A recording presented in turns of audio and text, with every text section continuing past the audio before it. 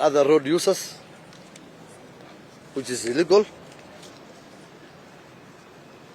and amounts to a breach of the law. Therefore, there was deliberate obstruction of transport networks, disruption of businesses, and all these constitute economic sabotage. This constitutes economic sabotage because it is affecting livelihoods and critical services in the capital city.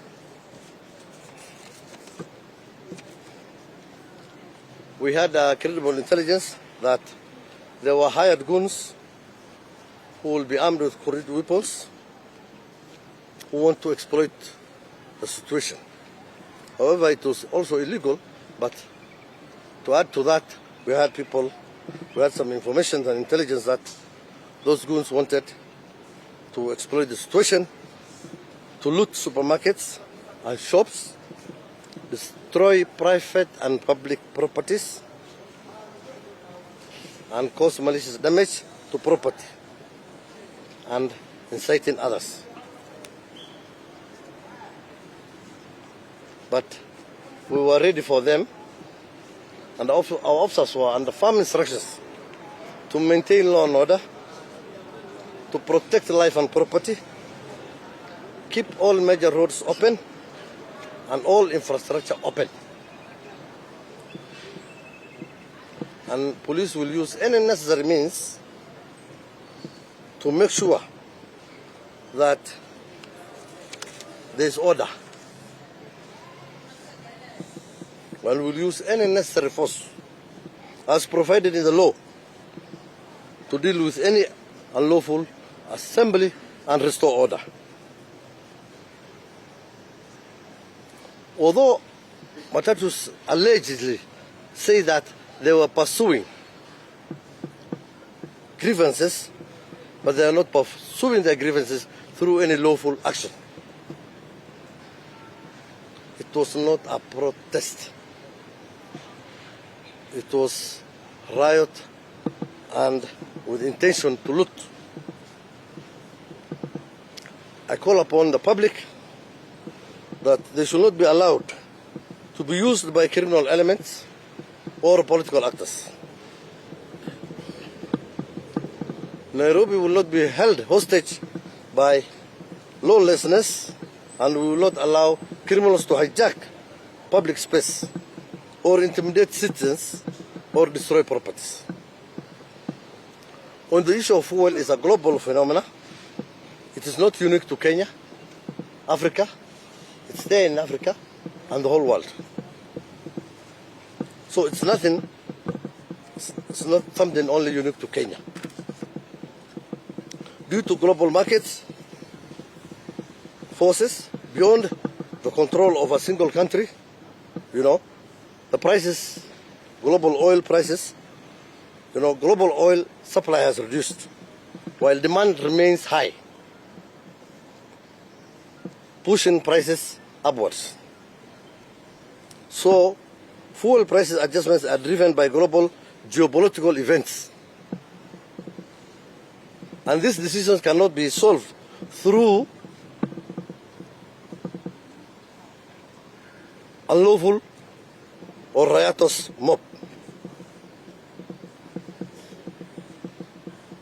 Any attempt to block road, disrupt business, engage in violence will not lower the prices of oil, but will instead harm the economy, endanger lives, and that will attract also the full force of the law. And that's why you are here. Global challenges due to that, as I said earlier, can it be solved through lawlessness, criminal act, or which are disguised as protests? These are criminal actions. What you have seen today are criminal actions. Through Wayaki Way, through Roysambu, through Gudrai roundabout there,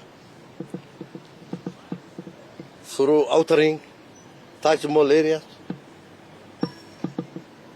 Donyo, and Dagoretti, those are criminal acts which are disguised as protest. We will deal with them firmly, decisively, within the law.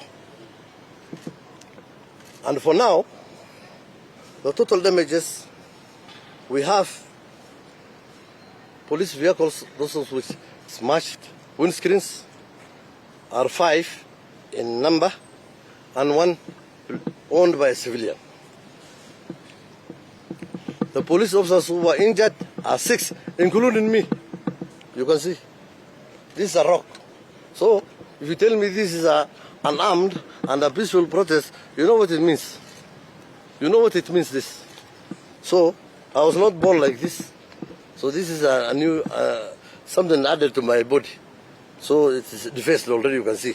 So nimeumia na tunasonga mbele. Kwa hivyo kwa sasa tunaendelea, bado tunapambana na watu kule upande ya Kasarani, na we'll deal with them according to the law. Kwa hivyo maandamano ambayo sio halali ni hiyo tu mambo yake. It is not lawful.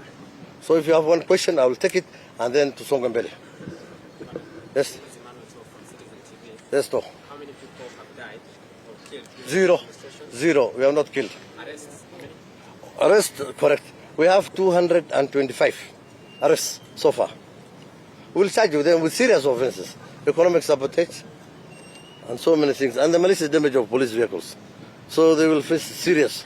They must get the full consequences of the law. Asanteni sana na tujenge nchi. Sawa sawa? Thank you. Asante. Thank you. Bye.